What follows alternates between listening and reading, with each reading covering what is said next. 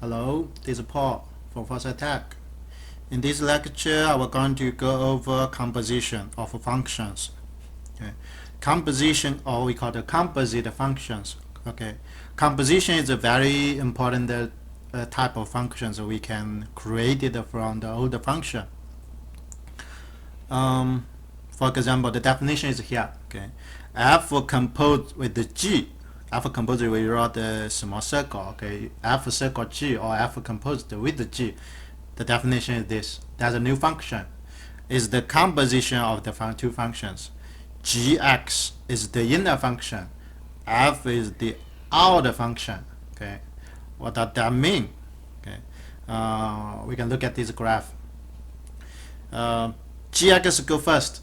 So I give a domain, give a x, g mapping x to gx. Okay. And the outer function go to the left. So f then mapping gx to f at gx. This is the final y. Okay, from x go to y. Okay, if we directly link the two functions together, we call the composite function. Okay, see the domain, the range. Okay, ignore the middle step. It's just a compose the two functions.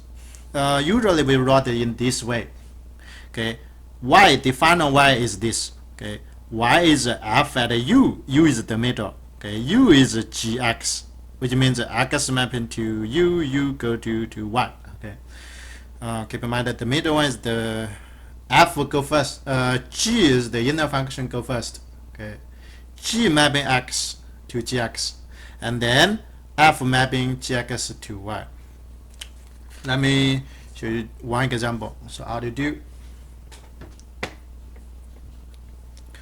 If we have two small functions f and g, how do you do composition? F circle g or g circle f, or f composed with the g or g composed with x f.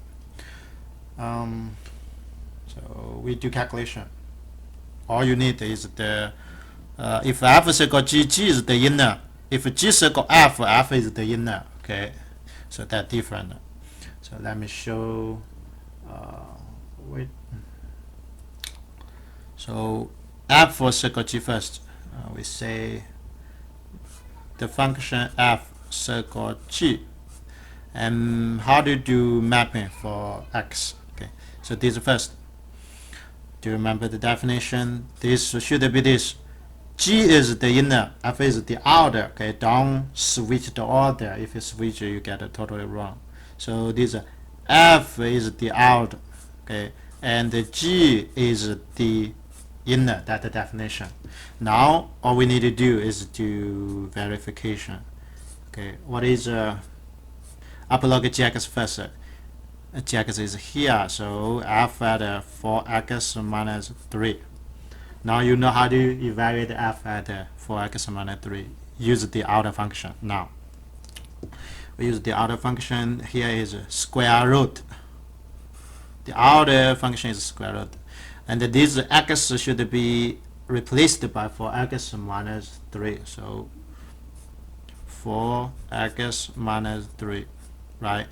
And then plus 1. We can simplify this. Don't leave this at the end. We can simplify. What do we get? 4x minus 2, right? 4x minus 2. Okay, so did the first. Okay, easy to find. And the second, g circle f. How do you do? If I write it here, parenthesis g is a function, circle f, we get a new function at x, or the value. What can you see?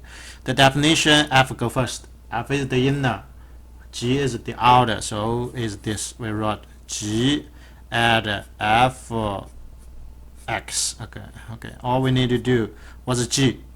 G is this. G at what? At f. Okay, so it's better I put one more step. G at f. F is square root of x plus 1, right? And then now you know how to evaluate. Gx is here, and the variable goes to replace by this square root. Okay, and then I get what? 4 times x is this big one. X plus 1. The less than minus 3 is outside of the square root. Okay. and that's the composite functions. Thank you.